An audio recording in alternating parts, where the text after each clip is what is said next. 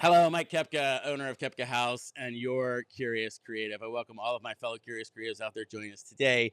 I want to introduce to you video marketing extraordinaire and my friend Bob Kelly, who's been leading the show at KPG Creative since 2002. The early part of Bob's career was spent on the Hollywood TV scene, where he worked on shows like Jeopardy, Soul Train, the Sid and Marty Krofft DC Follies sitcom, before striking out on his own at KPG. Bob, it's an honor to have you here on the Curious Creative today. How's it going? Thanks, Mike. I'm really thrilled to be here. It's going to be fun to talk about everything we're going to touch on. So thanks for having me. You're listening to the Curious Creative with your host and video expert, Mike Kepka. Great. You know what? Can you tell me a little bit about the Hollywood TV scene? Because I think that we're sort of in a different era now, and let me know, what's Soul Train all about? You don't know Soul Train? I know Soul Train, but I just, from your perspective, tell me the first gig you had when you moved west, and why you're not there anymore. Yeah, well, I'm not there anymore because that was the first writers' strike back in '89 and killed Hollywood. But that's a whole nother part of the story. I actually started it in college at University of Maryland, not far from where you are, and I worked on the Kennedy Center Honors and Christmas in Washington my senior year in school. And then those were all LA people that came in. They put up a notice at University of Maryland, said, we're looking for PAs. And I was the only one out of my class that signed up and went down there and did it. So I was backstage. I met all these Hollywood people. And the next summer when I was about to graduate was July 4th on the Mall with the Beach Boys concert in 1984. And I got a call from an LA producer saying, hey, we heard you did a great job on these other shows, and we're looking for a field coordinator. Are you interested? And I'm like, hell yeah. So I worked on this huge concert with the Beach Boys. There were, a million people on the Mall in DC. I was out in the crowd with a cameraman and reporting from the field. My voice is on the show. And I met so many people from LA who said, hey, if you ever come to LA, look us up, we'll help you out. And so the day I graduated, I packed up my car and I drove to LA. I had nothing. I shacked up in a hotel on Sunset Strip overnight, looking at my car to make sure it wasn't going to get broken into every hour. Lived in a hotel for about 2 weeks before I could find an apartment. And then I happened to get connected with one of the people I had met who said, yeah, come down to my dad's production company and we'll see if we can get you on. Well, it turns out that was Marty Pasetta, who back in those days was a top Hollywood director, and he was directing the Oscars at that time every year. So one of the first shows I ever worked on in LA was the 1985 Oscars. So pretty cool. I've got the. What was the movie of the year in 1985? Oh, God. Was it The Color Purple? Is it? I'd have to look it up, to be honest with you. I don't remember. But so that's I mean, how it that sounds like a movie about Hollywood in its own right, Bob. I mean, like, that's the dream. People move west to strike it big. Did you strike it big, or how'd that go? I mean. Well, I mean, I was there for 5 years, and I was on a trajectory. I started off just, getting donuts and delivering scripts and stuff like that, sweeping the stage just to go for a PA. And I worked myself up to become a production manager, and then I was able to get into the Directors Guild, and I'm still in the Directors Guild. I'm an AD and a stage manager in the guild. So I was on a really nice path. And you mentioned DC Follies. We were doing that show for 2 years in like 87, 88. And we had just been picked up for syndication, which back then meant that you were going to go and go and go. That's way before cable was even a thing. And it meant if you got picked up for syndication, you were going to the independent stations, and it was just going to keep going. So we'd been picked up, and everybody was excited. We're going to go to our third year. And the writers went on strike, just like they did, a year ago? And It literally killed Hollywood. There was no work. And it was the longest writers' strike in history. I think even past longer than this one. There was no work. I was the second to last person to lose my job on the show. I had to lay everybody else off, and then I got laid off as well. And, I did religious TV during that time for a little while because they were still doing that. It's like, I don't want to do religious TV. Nothing against religious TV, but it's not what For I sure, want to I do. gotcha, yeah. And so then there was an earthquake about that time in '89. Of course, yeah, the 89, Whittier yeah. quake. Right. And, scared the living heck out of me, a kid from Ohio who's in LA, and there's, the world is shaking. I'm like, what the heck is going on? So no work, an earthquake. It's like, I'm going to get out of here. So I'm out of here, yeah. yeah, I went to Florida. I went to Orlando because during the strike we had done the Disney MGM Grand Disney MGM Studios grand opening special for NBC, and a bunch of us flew down to do that show. Disney said, "Hey, if you want to come to Orlando, we need people like you." And I was like, "Okay, there's no work in Hollywood. There's earthquakes. I don't like that." I packed up my car and I drove to Orlando. So you struck it big in Orlando, right? Is that what happens? No, I failed. I got to Orlando and go, "Knock, knock, knock, Mr. Disney, I'm here." And they said, "Hey, great. Go get a tan because we've had some shows canceled because of the strike." I never got one day of work out of Disney. Not one day. So Nuts. I hung around Orlando for about 9 or 10 months, just working on, as a stagehand on concerts and stuff like that, just to try to make a buck. Never got any production work in Orlando. Moved back up to DC where I'd gone to school, and within like 2 weeks I was working at NBC, the local station, and NBC as a cameraman and a AD and things like that. And then eventually met my now ex-wife. We got married there and decided to come back to Cincinnati, where I'm from.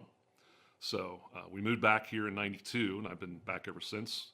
Worked for a bunch of other companies here in town doing production. That's actually '92 is also when I moved from broadcast over to corporate world. So since '92, I've been doing all corporate stuff.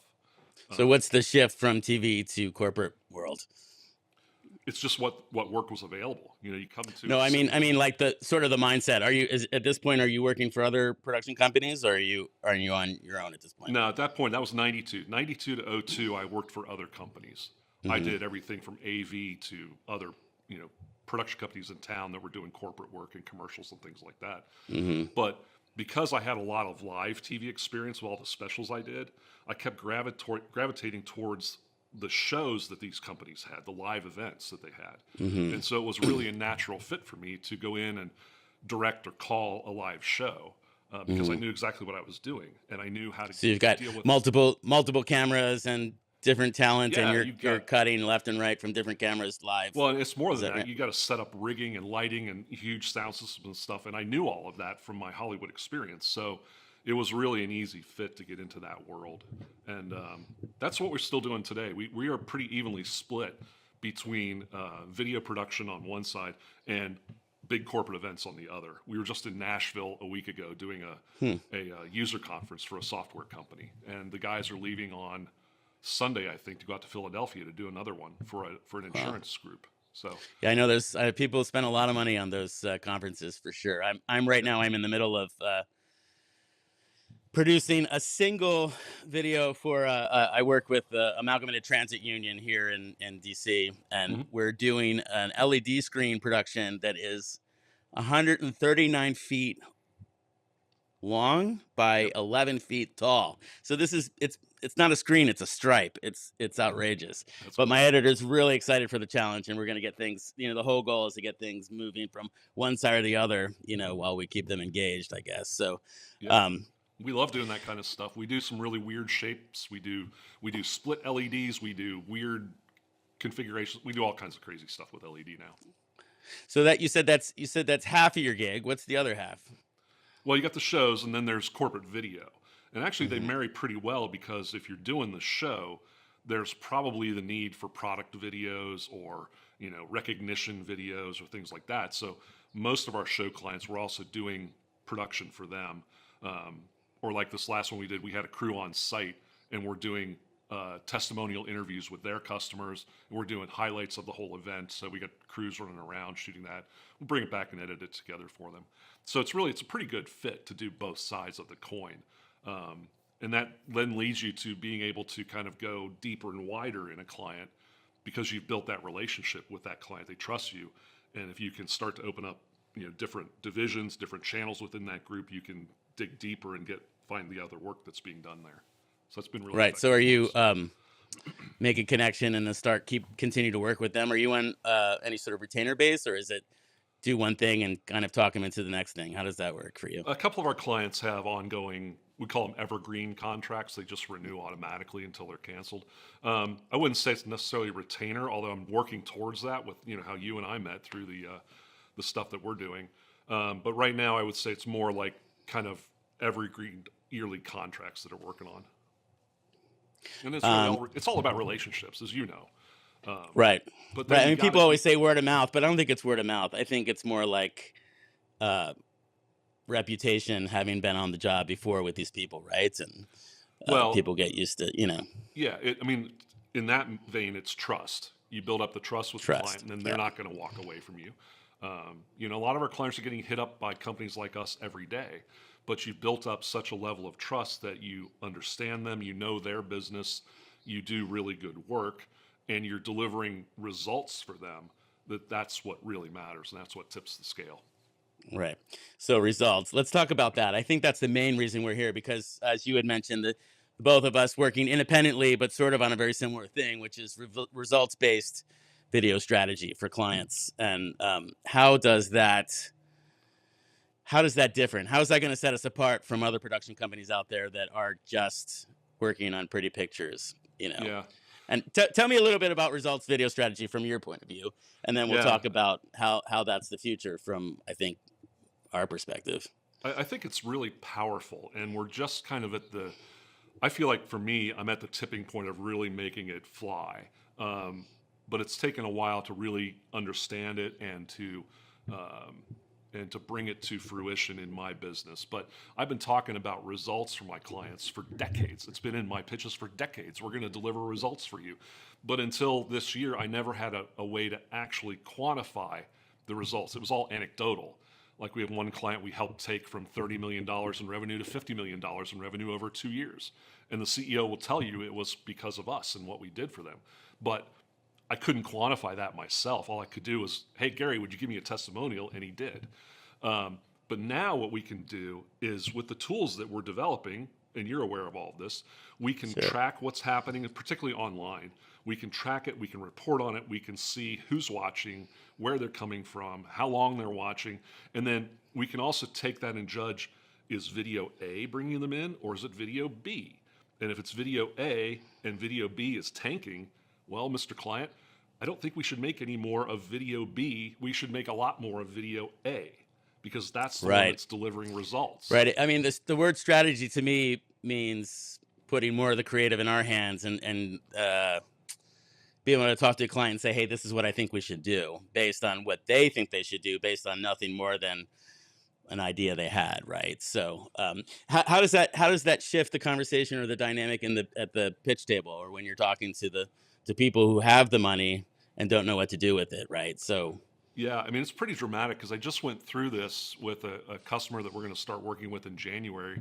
It's an engineering firm, and when I talked to him, it was a cold call basically. It came out of a cold email, and he agreed to talk with me, and we talked, and I started telling him how we were going to deliver results. And over the course of about a I don't know 30-minute conversation, he said, "Wow, nobody is talking about this. Nobody else is talking like you're talking." And he said, I've been looking for production companies for a couple months. I'm going to make a decision soon, but nobody is talking about results. They're all talking about storytelling. And he said, if I have to hear one more person talk about storytelling, I'm going to rip my hair out. And he said, I'm interested in results, and you're telling me exactly what I'm looking for. So the reality of it is we're all very good storytellers, or we wouldn't still be in this business. Right. right. I see an So Emmy on your table. I imagine that's for storytelling, right, Bob? of course, Is yeah, that and you've got a couple. I know you do. I've got a couple of those too. But I agree with you. I think it is, how do you, I mean, we're competing with such amazing talent out there in the world. How do Right. we set ourselves apart? And I think results very much might be the way. I think you brought it up the other day too. I think that the it's never been, in some ways, never been cheaper to get equipment that will make a good image, right? So, and I'm never worried too much about it because it's the person that's running the camera or the iPhone or whatever have you that actually makes a difference. But this is taking that to a different level, which is to say, it's not at all about that process, or it is about that process, but it should be given that we're working at a certain level. But then there should be this expectation that they're going to get more out of that, right? I mean, return is something. When I'm pitching to people, I think the idea that says, well, I'm not only promising to pay for myself, but actually get you a return, whatever your goals are. Your KPIs may vary, but that's the whole strategy to say that this certainly is worth the gamble. It's not really a gamble. It's a why wouldn't you do this sort of thing, right? Right. So what kind of how do you see the next 6 months or year for you, assuming that this next project you're talking about comes on board, and how is that going to differ from what you've done for other clients before? Yeah, I think it's going to be the start of a game-changing um, move for us in that getting this client to buy into the concept of building this content that's going to be repeatable and in a strategy that's going to open new markets or build your existing clients deeper relationships, things like that. Once you get into that and you start to see actual monetary results in new sales or new customers, it's like it's just going to snowball, because if it's working, why would you stop? Why wouldn't you do what works, Mr. Customer, right? Why would you go back to saying, oh, I need the corporate identity video. Yeah, that's what I need. But nobody watches it. And if you're Right. not driving people to watch that content, why did you bother to make it in the first place? The other thing I was going to mention to you, is in an era where this can make beautiful pictures, and a lot of people are using this, we have to differentiate ourselves. We have to look at it of how do we, as producers and directors, make it different for our customers. We can all do beautiful video.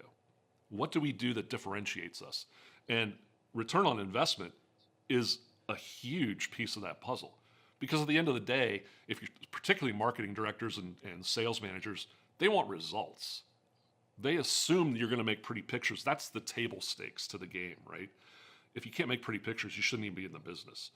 But if you can deliver results based on a strategy of how to do that and deliver it on an ongoing basis, that to me is the future. And I think that's going to make a huge difference in our business. Right. I mean, it's interesting. That sounds exactly like what agencies are supposed to do. Well, And yet the conversations I had with agencies that I've had relationships with over the years, they say, "Oh yeah, we quantify this." But then when you say, "Well, are you quantifying the actual video content?" And then it gets a little more loosey goosey gray for them, because they're not actually tracking stuff. We're talking about, or you're talking about, putting hard numbers on the stuff that you're creating for them, right? And getting actual reports that show a trends up or down, hopefully up. But yeah. and from that, you are then going to recalibrate and continue to make more content for them, right? Is that Yeah, the yeah, and goal? there's also a difference between what we're doing right now, at least what I'm doing with this stuff, and what the agencies are doing. The agencies tend to be focused on the outbound side of the world of consumerism and commercials and that kind of stuff, and they really don't generally pay attention to what's happening within the company. Like there's this wall between our outbound marketing efforts and then what happens with our conversations with our salespeople, our customers, our distribution channels, those kinds of things. And that's the side of the fence that we live on. We really don't do very much commercial work. We can and we have, but it's not our focus. Our focus is over here on what does your sales team need to get more leads? What do your distribution partners need to earn more business? How are you talking to your employees? Things like that.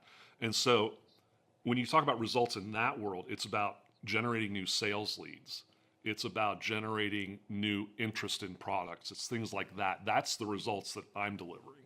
So it's not Right. really about how well your commercial fared or what that's doing. It's more about what happened on the other side of the fence that actually drove leads and sales to your sales team. Right. I mean, I think that's what I always say, depending on what your client's goals are, because one would always think you want to sell more widgets, but a KPI is quantified in lots of different ways. And like you Right. said, in this case, you're talking about better leads for people so that they can sell more widgets theoretically or get more of what they want. But you're earlier on in the strategy to grow that goal Yeah. Well, for like them, right? So going back to the engineering company I was speaking of, they have several goals. One of them is to break into new markets, this is a perfect way to do that. The other one was to reduce the sales cycle. They have a 2-year sales cycle to get a whoa. project. I mean, these are major projects, but it's a 2-year sales cycle.